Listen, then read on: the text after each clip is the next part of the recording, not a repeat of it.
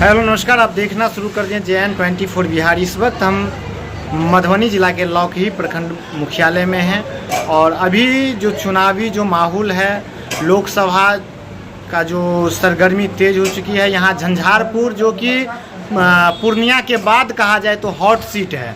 पूर्णिया के बाद Jhanjharpur hot seat के गिनती में आ रहा है। तो यहाँ जो त्रिस्तरीय मुकाबला होने वाली है, जहाँ पर जो है वर्तमान सांसद RP मंडल, इसके बाद सुमन महासेठ और गुलाब यादव, तीनों में जो जोरदार जो टक्कर है। तो यहाँ पर मधुबनी जिला उपाध्यक्ष गुलाबकांत यादव जी हमारे साथ जुड़ रहे हैं। आइए हम इनसे जानकारी लेते हैं। आखिर इस जो झंझारपुर का जो क्षेत्र है, जो कि पूर्णिया के बाद अब हॉट सीट बन चुका है, इनको लेकर के क्या राय है? तो नेताजी बताएंगे कि मतलब बिहार में 2 सीट ऐसे हैं जिनको हॉट सीट माना गया है।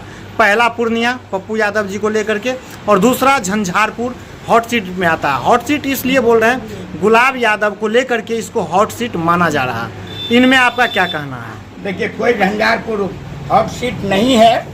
झंझारपुर की आम और आवाम, वर्तमान जो हमारे सांसद जी हैं रामप्रीत मंडल जी, वो 3-4 चीज में माहिर हैं।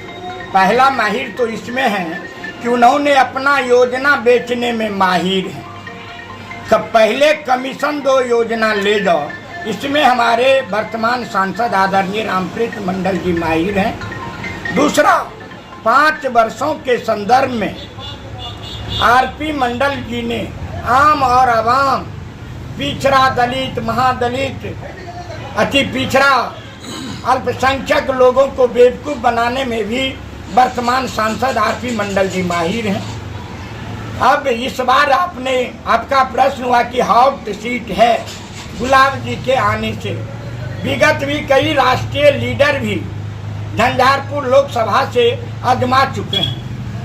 वोट धारा को मिलता है, वोट विकास के नाम पर मिलता है, न कि तलवार के नाम पर।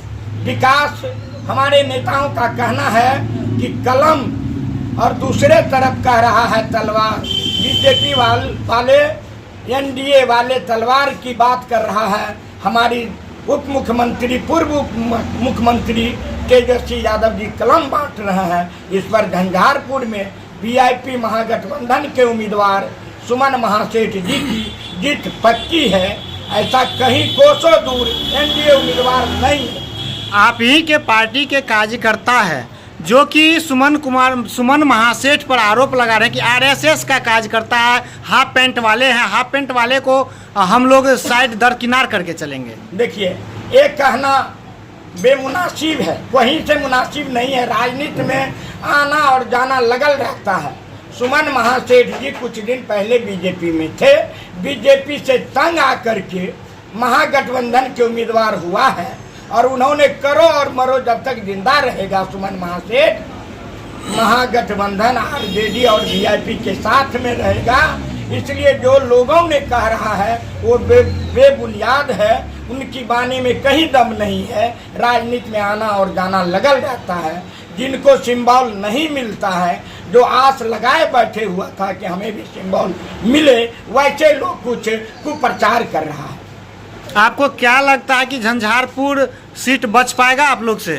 झंझारपुर सीट बच पाएगा। जन सैलाब है। कल आपको देखने को मिलेगा मीडिया के भाइयों कि ऐसा महारैला नामांकन में हमने कभी नहीं देखा था।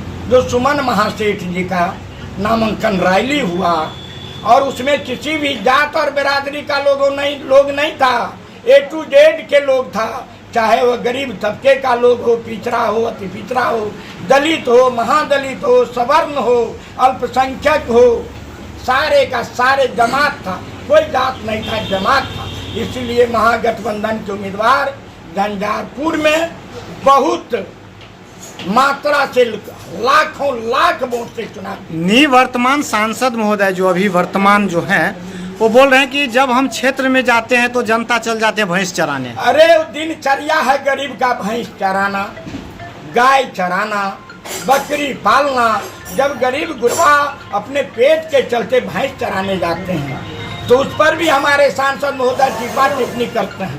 कभी उनको आपके चैनल के माध्यम से किसी पिछड़ा दलित और महादलित के बस्ती में आपने कभी देखा है? कभी नहीं आपने देखा होगा।